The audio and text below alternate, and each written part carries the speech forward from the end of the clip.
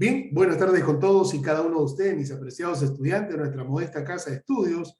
Te saluda tu profesor César Gerardo Uribe Guamaní, profesor responsable del curso de Historia del Perú, acá en nuestra modesta casa de estudios de Uribe School. Y el día de hoy, así es, jueves 18 de noviembre, estamos dando inicio ya al desarrollo de una sesión de clases más.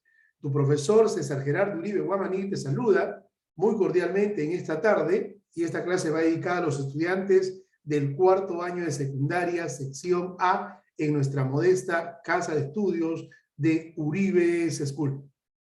Bien, mis apreciados estudiantes de nuestra modesta casa de estudios, vamos a hablar el día de hoy de lo acontecido en el Perú desde 1948 hasta 1956. Según el doctor Jorge Basadre Grothman, a este periodo se le conoce con el nombre del Ochenio, en homenaje a los 8 años del gobierno del general Manuel Apolinario Odría. 8 años en el gobierno. Bien, pero es importante saber que antes del ingreso del general Odría al poder, porque este personaje no ingresó por la puerta, ingresó por la ventana a través de un golpe de Estado, propiciado nada más y nada menos a el presidente José Luis Bustamante y Riveros, aquel presidente que gobernó desde 1945 hasta el 48. Y es importante saber que Odría le da golpe de Estado al presidente Bustamante.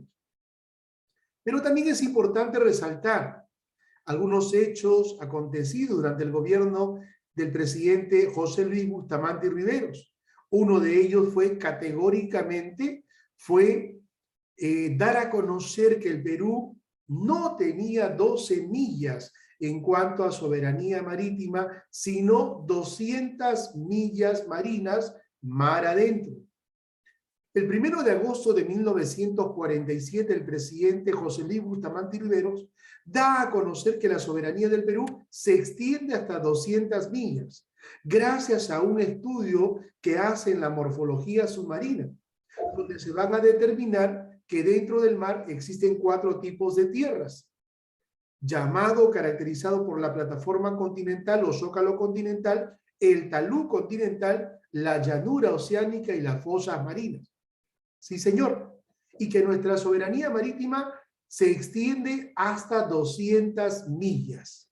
Hasta antes de 1947 el Perú creía que tenía solamente 12 millas y hasta esta zona solamente pescaba y observaba que grandes embarcaciones de distintos países del mundo, principalmente de Asia, venían con sus embarcaciones y se llevaban toneladas de recursos del mar.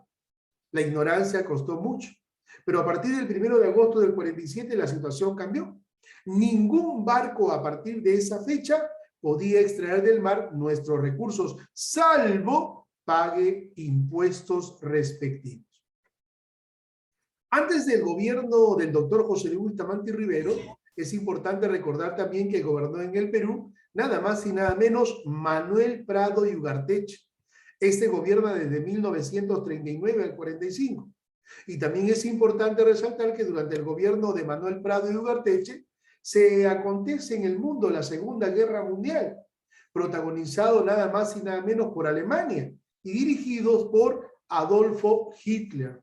Acuérdate, Jaime Rojas, Debra Muñoz, Jarumi Villanueva, acuérdense ustedes que la Segunda Guerra Mundial tuvo como causa principal nada más y nada menos el Tratado de Versalles, donde se le amputa nada más y nada menos a Alemania muchos territorios que había anexado.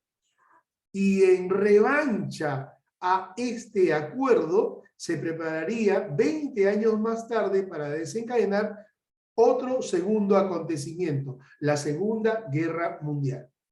Antes de 1939 en el Perú, gobernaba el presidente Oscar Raimundo Benavides. Y acuérdate que Benavides, escúchame bien, Benavides fue nombrado por la Junta Militar para reemplazar al presidente asesinado, el comandante general Luis Miguel Sánchez Cerro, asesinado por un militante aprista de nombre Abelardo Mendoza Leiva. Sí, señor. la Junta de Gobierno, luego del asesinato del presidente Sánchez Cerro, nombraría a Oscar Raimundo Benavides como sucesor, con una sola tarea. ¿Cuál?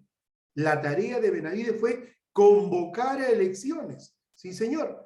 Convocar a elecciones y nombrar a un nuevo presidente. Pero ¿qué cosa es lo que pasó? Se presentaron muchos candidatos conocidos y un candidato no conocido, de nombre José Antonio Eguiguren. Se presenta Eguiguren, miren ustedes, a las elecciones de 1936 y con la ayuda de los apristas ganaría las elecciones de este año. Pero como los militares no llevaban a los apristas, ¿qué hace Benavides? Anula las elecciones y continúa gobernando hasta 1939. Y así, del 33 al 39 gobernaría Oscar Raimundo Benavides. Del 39 al 45, Manuel Prado de Ugarteche. Del 45 al 48, José Luis Bustamante y Riveros. Y del 48 al 56, nada más y nada menos, Manuel Apolinario Odría. Sí, señor. La pregunta es, ¿cómo llega al poder Manuel Apolinario Odría? Aquel que se caracterizó por las llamadas hechos y no palabras. Mis apreciados estudiantes del cuarto año de secundaria, en esta tarde del 18 de noviembre, señores, el gobierno de Odría se inicia con el golpe de Estado, originado nada más y nada menos en la ciudad blanca de Arequipa, el 27 de octubre de 1948, el cual fue llamado por él mismo Revolución Restauradora. Sí, señor, se restableció la oligarquía en el poder, en el manejo económico y el retorno al liberalismo, un liberalismo completamente favorable a las exportaciones, algo similar a lo acontecido en la República Aristocrática. Señores, después de un intento de industrialización, redistribución, de un ingreso durante los gobiernos de Benavides, Manuel Prado, Bustamante y Riveros, señores, el ochenio de Odría va a volver al esquema de un Estado poco intervencionista y va a confiar mucho más, miren ustedes, el desarrollo del país en la empresa privada, en el sector privado. El gobierno de Manuel Apolinario Odría se caracterizó por el autoritarismo y la represión a todos los opositores de su gobierno, así como la aplicación de una política llamada economía liberal. Sí, señor. Odría se va a encargar de retirar del gobierno del presidente Bustamante y Riveros. Lo va a exilar, así es, y asume la presidencia militar el 1 de noviembre de 1948. Hasta 1956. Su gobierno se va a caracterizar por presentar dos fases. Las fases del ochenio son: ingresa a gobernar por la ventana a través de golpe de Estado del 48 al 50. En el 50 convocaría elecciones y con elecciones manipuladas o amañadas ganaría las elecciones convirtiéndose en el presidente del Perú desde 1950 hasta 1956. Y ahí está en pantalla. Ahora vamos a estudiar la política odriísta. ¿De qué manera se caracterizó la política de Manuel Apolinario Odría? Esta política se basó en el ataque y la persecución de todos sus enemigos políticos. Todo aquel que reclamase ante el gobierno, criticase, observase alguna situación, era considerado como enemigo del gobierno. Y entre los enemigos del gobierno estaban los apristas, comunistas, sindicalistas y periodistas. Tanto así que el maestro de maestros, Víctor Raúl Aya de la Torre, va a tener que refugiarse nada más y nada menos en la Embajada de Colombia, debido a que su cabeza tenía precio por enemigo político. Otro aspecto importante del gobierno de Manuel Apolinario Odría, estudiantes del cuarto año de secundaria sección A, es que durante su gobierno se adquirió nada más y nada menos el famoso Rochabús o el carro rompe manifestaciones. Este fue uno de los instrumentos represivos introducidos por el régimen de Odría para disuadir todas las manifestaciones que protestaban en contra de su gobierno. Hecha la ley, hecha la trampa. Para evitarse alguna situación, el presidente Odría promulgó la Ley de Seguridad Interior, suspendiendo todas las garantías constitucionales y personales. Señores, las garantías constitucionales se van a un lado, la constitución política también, debido a un estado de situación de inseguridad o inestabilidad. Por esa razón, este personaje promulga la Ley de Seguridad Interior. Sí, señor, y ahí está una fotografía, gracias a Oscar Emilio Quincho de la Mata, donde se exhibe el famoso Rochabús, o el carro rompemanifestaciones. En mis tiempos de protesta universitaria, mis apreciados estudiantes, lo conocíamos con el nombre del Pinochito. Ahí está, ¿no? El carro que era dirigido, pues, por la Policía Nacional del Perú. Señores, durante el gobierno de Odría se van a realizar obras llamativas, obras de carácter social que demostraran al pueblo que el gobierno se preocupaba por ellos. Existe una política de influencia occidental en pos de crear un estado de bienestar. El gobierno de Odría, mis apreciados estudiantes, fue un gobierno modernizante, por lo que se puede denominar dictadura con desarrollo. Y acá van a destacar la construcción de grandes unidades escolares y vecinales. Sí, señor, aparecen las grandes unidades como Ricardo Bentín, Ricardo Palma, Juan Alarco de Dagmer, Alfonso Ugarte, Melitón Carvajal, entre otras grandes unidades escolares, hoy consideradas como colegios emblemáticos.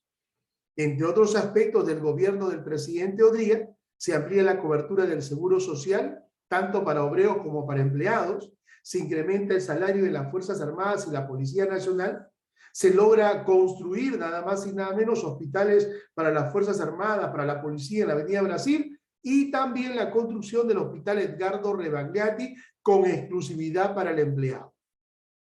Señores, la construcción de grandes unidades escolares, te dije, en los distintos puntos del país, la masificación de la educación, y sobre todo también, mis apreciados estudiantes, se aplica una política vamos a llamar así, de reciprocidad muy asistencial a todos los migrantes del Ande a la costa.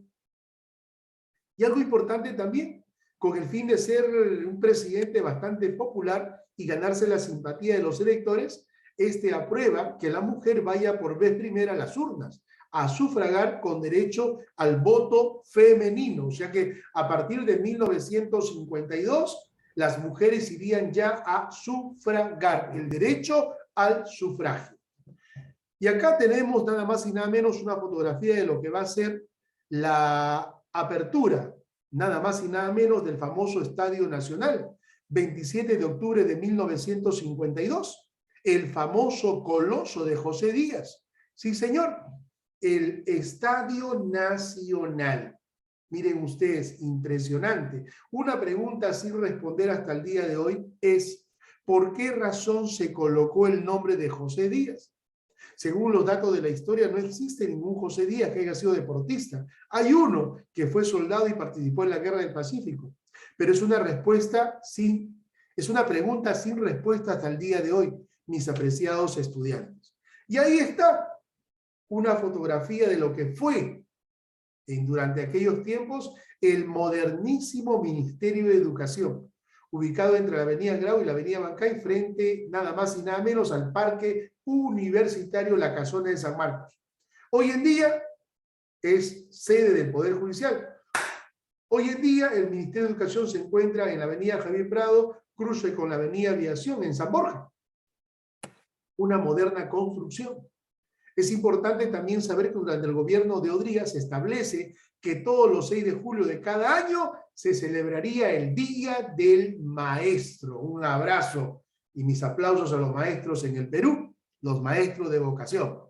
Señores, te dije que también se va a continuar con la construcción de grandes viviendas populares, tanto en La Victoria, Matute, Santa Marina, Lima, Callao. Se construye el centro de viviendas de Mirones, de la urbanización Palomino, frente a la avenida Venezuela con Fosse. Así como también se construye el centro vacacional de Guampaní para esparcimiento de las familias, ¿no? Miren ustedes, se inicia el poblamiento, darle el hábitat a todos aquellos migrantes de la región andina en el famoso Cerro San Cosme, en La Victoria. Y ahí está una fotografía de lo que es hoy en día el famoso Cerro San Cosme en La Victoria.